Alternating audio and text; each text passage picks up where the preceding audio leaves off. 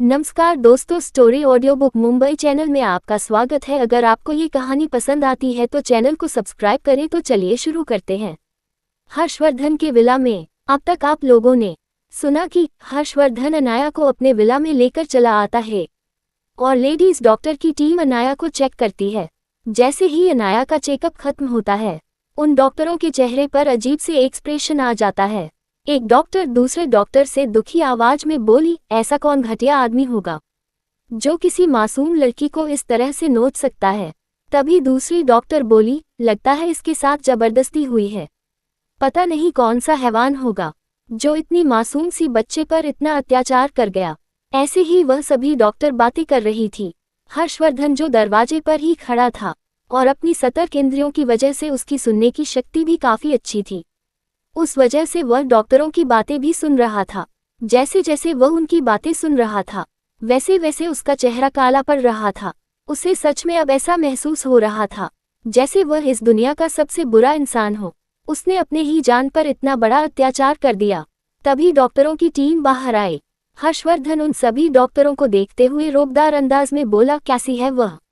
उसे कुछ हुआ तो नहीं? मन एक डॉक्टर जिसे रहा नहीं गया। वह हर्षवर्धन की गुस्सैल आवाज को सुनने के बाद भी थोड़ी नाराज आवाज में बोली, सर यह बिल्कुल ठीक नहीं है। बच्ची की हालत बिल्कुल अच्छी नहीं है। पता नहीं कौन सा दरिंदा था जिसने मासूम बच्ची को नोच खाया। मेरा बस चलता तो मैं उसे ही जिंदा ही मार डालती। उसकी ऐसी बातें सुनकर हर्षवर्धन अपने गुस्सैल आवाज में बोला, मैंने जो पूछा है उसका जवाब दो। कैसी है मेरी बीवी? ये सुनकर तो वह सभी डॉक्टर चौंक गए, क्योंकि किसी को नहीं पता था कि हर्षवर्धन रावत ने शादी कर ली, वह भी इतनी खुफिया तरीके से, और वह प्यारी सी बच्ची उसकी बीवी थी। ये सुनते ही उन लोगों के पैरों तले जमीन खिसक गई। वह डर से कांपने लगे, क्योंकि अब तक जो वह लोग किसी हवशी को श्राप दे रहे थे, वह कोई और नहीं हर्षवर्धन था। ये समझते ही उनकी सांसें अटक गई, लेकिन फिर भी उन्हें अनाया की रिपोर्ट तो देनी ही थी। इसीलिए वह हकलाती हुई बोली, सर मैडम की हालत ठीक नहीं है। एक तो उनके साथ जबरदस्ती की है, ऊपर से उनके पूरे शरीर पर जगह जगह काटने के निशान हैं। यहाँ तक कि उनके यूट्रस में भी थोड़ा सा डैमेज हुआ है। अच्छा होगा कि अगले 1 महीने तक उनके साथ कोई भी शारीरिक संबंध न बनाएं और उन्हें अच्छा पोषण युक्त खाना और दवाएं दी जाए ताकि वह रिकवर हो जाए। और ध्यान रखें कि वह मेंटली भी स्ट्रांग रहे, क्योंकि ऐसी हालत में उनका मेंटल स्ट्रेस भी हो सकता है। ये सुनकर तो हर्षवर्धन के शरीर में आगे सी लग गई, क्योंकि वह अपनी बीवी को टूटा हुआ नहीं देखना चाहता था। हर्षवर्धन आगे कुछ नहीं सुनता, वह सबको जाने के लिए कह देता है और वह वापस अपनी बीवी के पास चला जाता है, क्योंकि अनाया को कुछ इंजेक्शन लगे थे। इस वजह से वो जो कल तक पीली नजर आ रही थी, वह अब पीलपन नजर नहीं आ रहा था और उसके अंदर थोड़ी सी जान भी नजर आने लगी थी। और डॉक्टर ने कहा था, अगले कुछ घंटों में अनाया को होश भी आ सकता है। मिलिट्री हॉस्पिटल में दूसरी ओर मिलिट्री हॉस्पिटल में हर्षद जिंदल को होश आ चुका था। जिंदल परिवार काफी खुश था। इस वक्त कमरे में हर्षद जिंदल के दादाजी, चाचा और उसके भाई मौजूद थे। यहाँ तक कि वहां पर उसकी बीवी रेशमा आई थी। वह सभी लोग हर्षद को होश में आता देख खुश हो जाते हैं। सभी लोग उसके हाल चाल पूछने के बाद वहां से चले जाते हैं, सिवाय आकाश के। आकाश अभी भी वहां मौजूद था ताकि वह उसका ध्यान रख सके, और उसके साथ रेशम भी मौजूद थी, क्योंकि अनाया ने उसे सख्त हिदायत दी थी कि वह खुद ही हर्षद जिंदल के मेडिकेशन पर नजर रखें। सभी के जाने के बाद आकाश की ओर देखते हुए हर्षद जिंदल गंभीर आवाज में बोला, साफ साफ बताओ वहां क्या हुआ था और अभी मिलिट्री कैंपस में क्या चल रहा है, और तुम इतने गंभीर क्यों हो? क्या कोई प्रॉब्लम हुई है?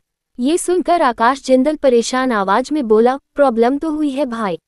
आपकी टीम के काफी लोग मारे जा चुके हैं और जितने भी लोग हमने बचाए हैं वह भी काफी हद तक घायल हो चुके हैं। यहाँ तक कि पूरी जांच के बाद पता चला है कि इस मिशन की खबर आपकी टीम से ही लीक है।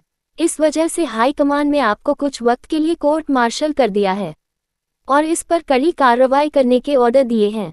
उनका मानना है कि जो भी जवान मारे गए हैं उनकी जिम्मेदारी किसी को तो लेनी होगी, और आप टीम के लीडर थे, इस वजह से यह जिम्मेदारी आपको उठानी होगी। ये सुनकर हर्षद जिंदल को काफी बुरा लगा, इसलिए नहीं कि उसका कोर्ट मार्शल हुआ था और उसे जिम्मेदारी उठाने को कहा था। बुरा उसे इसलिए लग रहा था कि कई सारे मिलिट्री ऑफिसर शहीद हो गए, और वह जानता था कि इंसान की कीमत क्या होती है। उसे पता था कि इसमें उसकी कोई गलती नहीं है, इसमें जरूर किसी की कोई साजिश है, लेकिन फिर भी उसे शक करने की जरूरत थी। उसे अंदर के किसी कोने में ऐसा महसूस हो रहा था कि सच में उसने कोई लापरवाही कर दी, जिस वजह से ये सब कुछ हुआ। तभी आकाश की आवाज उसके कानों में आई। वह थोड़ी नाराज आवाज में बोला, हाय कमान, कुछ ज्यादा ही बायस हो रहा है। उन लोगों को इस तरह से आप पर सारी गलती थोपने की जरूरत नहीं थी। वैसे भी इस बात के कोई सबूत नहीं मिले कि इन्फॉर्मेशन किसने लीक की है। वह बस किसी को बलि का बकरा बनाना चाहते थे, जिस पर सारा इल्जाम लगा सके। और इस वक्त आप सबसे कमजोर हालत में हैं, ऊपर से आप इतनी बुरी तरह से घायल भी है, इसीलिए उन्होंने सारा इल्जाम आप पर डाल दिया। उन्हें पता था कि आपकी हालत काफी सीरियस है, यहाँ तक कि डॉक्टर ने तो यहाँ तक कह दिया था कि आपका जिंदा रहना तकरीबन नामुमकिन है। और उन लोगों को लगा था कि आप सच में मर जाएंगे, और अगर पूरा इल्जाम आप पर लगा दिया तो इस बात का कोई प्रूफ नहीं होगा कि यह सब कुछ आपने नहीं किया या फिर आपकी लापरवाही से नहीं ही, और वह इन सभी मामला से पल्ला झाड़ लेंगे। ये सुनकर तो हर्षद जिंदल की भी आंखें कठोर हो गई, क्योंकि कहीं ना कहीं उसे पता था कि जितना ये सब कुछ दिख रहा है उतना सिंपल नहीं है। तभी रेशम के पास में मॉनिटर चेक कर रही थी।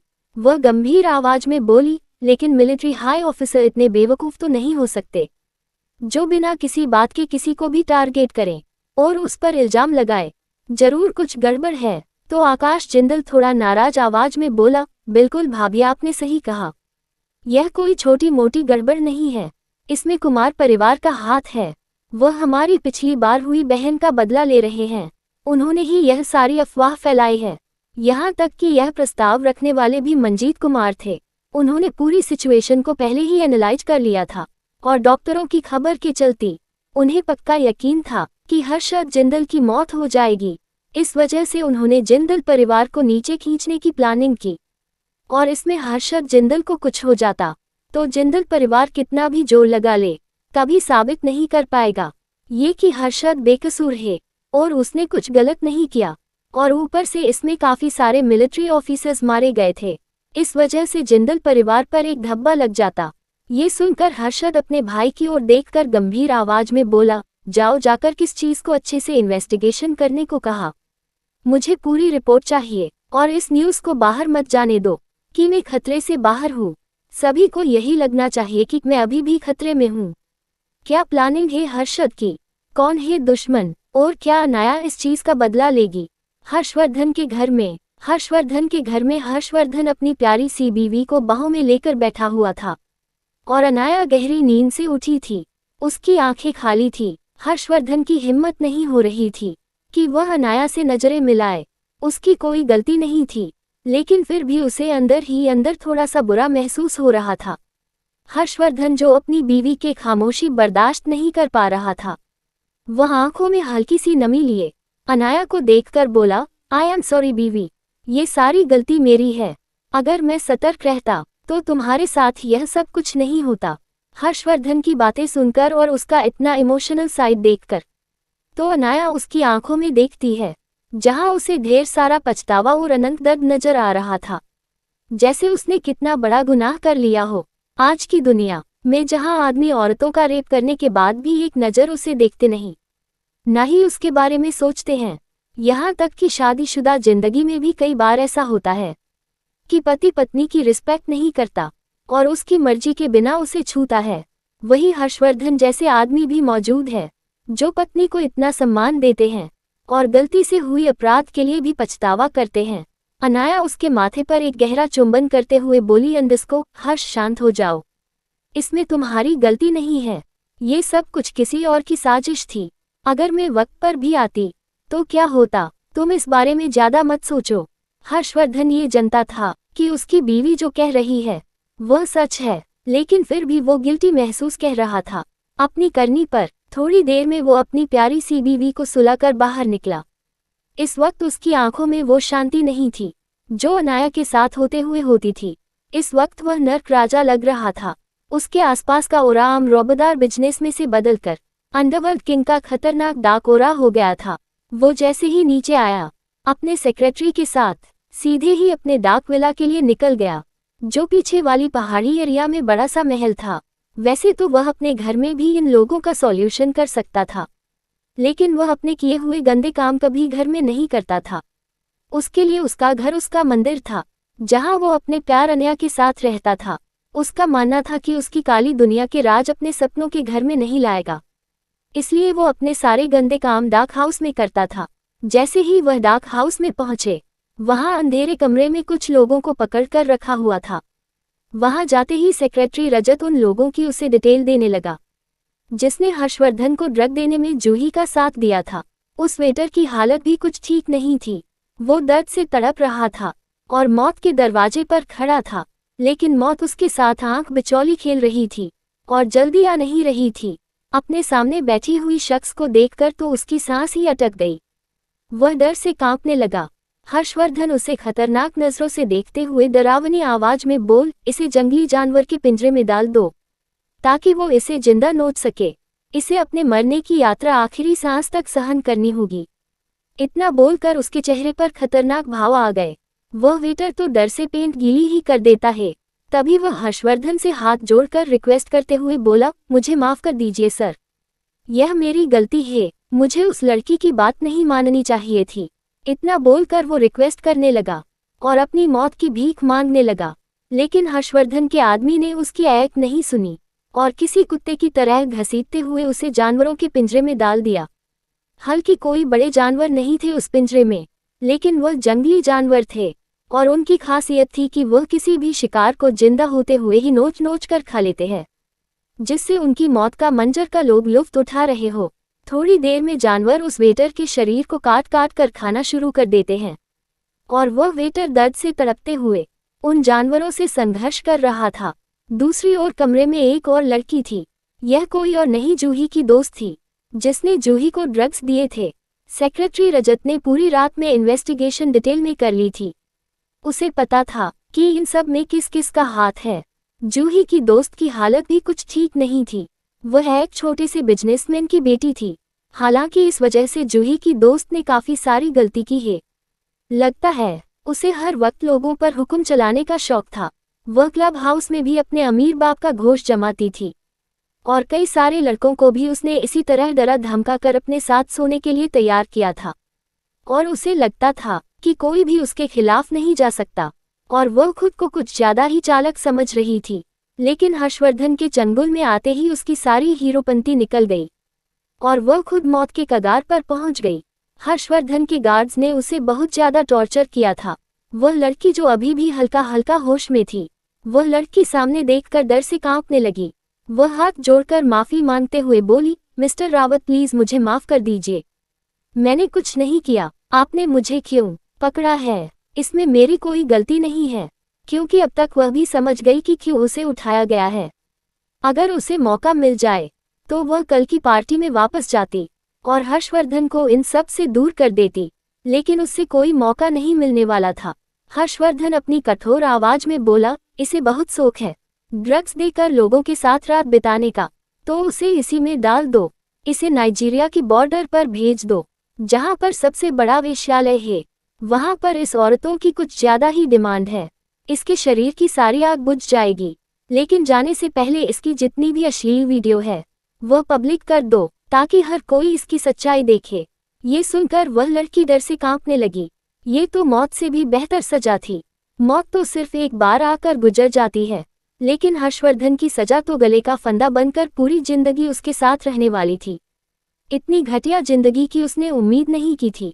माना कि वह लोगों के साथ सोती थी और अपनी शारीरिक जरूरतें पूरी करती थी, लेकिन एक वैश्या बनने के बारे में उसने कभी नहीं सोचा था।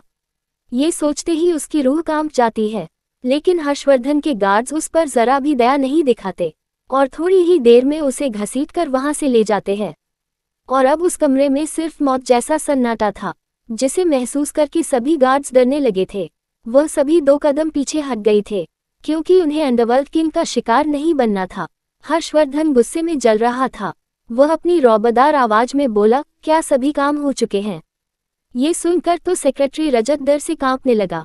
हर कोई इधर उधर देखने लगा, जैसे वो कुछ छुपा रहा हो या फिर कुछ बताने से डर रहा हो।